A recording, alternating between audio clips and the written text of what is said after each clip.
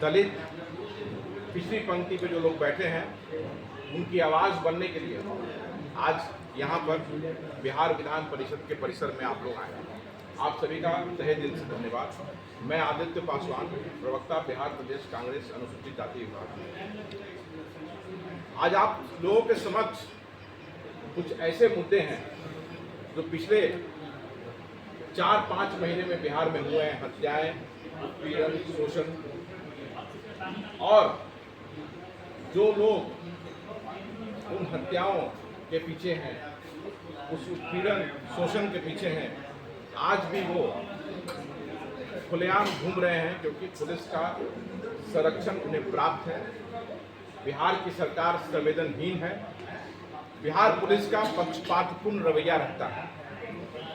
आज पूरे बिहार में लगातार अनुसूचित जाति, जनजाति, हमारे भाई बहन जो पिछली पंक्ति में बैठे हैं, अति पिछड़ा समाज, सभी पर उत्पीड़न, शोषण, हमारी बहनों का यौन शोषण, बलात्कार और उनकी हत्या कर दी जा रही है।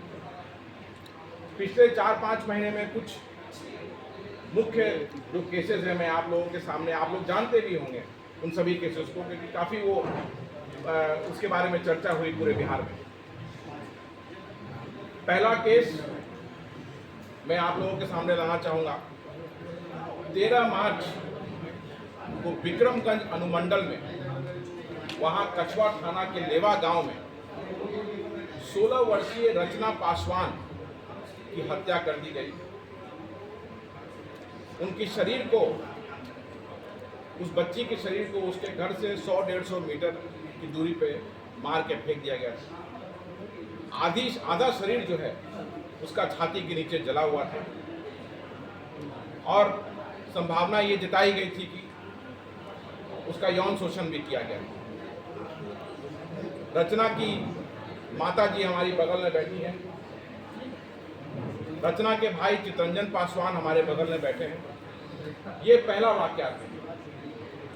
दूसरा वाकयात 14 अप्रैल, जब पूरा देश होली का त्यौहार मना रहा था, उसी दिन औरंगाबाद नगर थाना के ठीक सामने एक 13 वर्षीय बच्ची कोमल पासवान की गाड़ी से कुचलकर उसके घर के सामने के लोक जनशक्ति पार्टी के मनोज सिंह जो कि वहाँ के पूर्व अध्यक्ष थे लोजपा के, उनके बेटे सनी सिंह ने गाड़ी चढ़ा करके हत्या कर दी।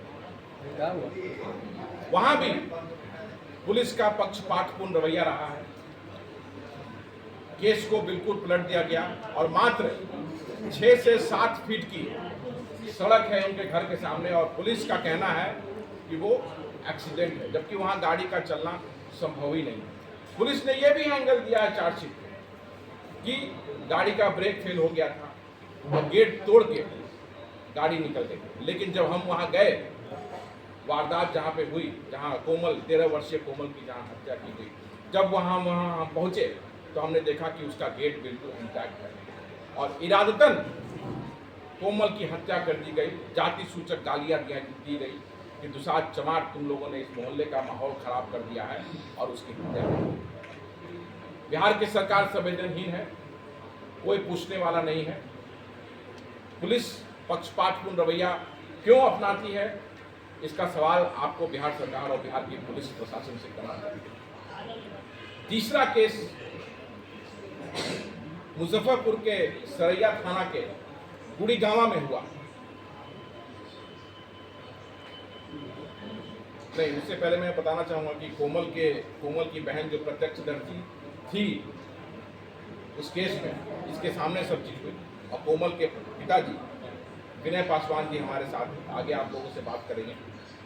तीसरा केस है, जैसा कि मैंने बताया कि मुजफ्फरपुर के सरैया थाना के गुड़ीगांवा में डेट क्या था, 18 अप्रैल की को वहीं के स्थानीय दबंगों ने सिर्फ मंजय यहाँ बैठा हुआ है, मंजय को इतनी बुरी तरह से पीटा और मंजय को पीटने के बाद गांव में घुस करके महिलाओं के साथ, बच्चों के साथ, वहाँ के जो बुजुर्ग बूढ़े थे उन सभी को बुरी तरह से पीटा और कहा कि 1991 में जिस तरह से यहाँ पे 200 घरों में आग लगाई गई थी, फिर से उसकी पुनरावृत्ति हम लोग करेंगे।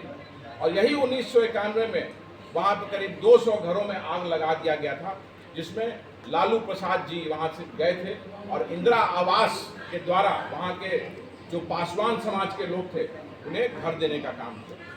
मैं चाहता हूँ कि आप सभी, हमारे बगल में चितरंजन बैठे हैं, उनकी माँ बैठी है, रचना पासवान के भाई और बहन, विनय जी हैं, स्वीटी हैं, रुपेश है, मंजे हैं, इन सभी से जाने कि किस तरह से पुलिस का और सरकार का संवेदनहीन रवैया, पक्षपातपूर्ण रवैया रहा है। और सिर्फ ये पुलिस की कार्रवाई ऐसी हुई है कि सिर्फ थाना और कोर्ट ये करने लायक बच गए हैं, इनको न्याय मिलता हुआ दूर दूर तक नहीं दिखाई दे रहा है। पहले मैं चाहूँगा स्वीटी और विनय जी से आप बात करें।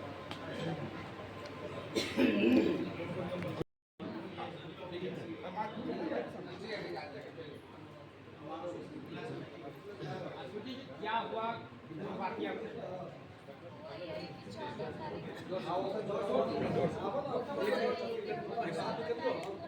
माइक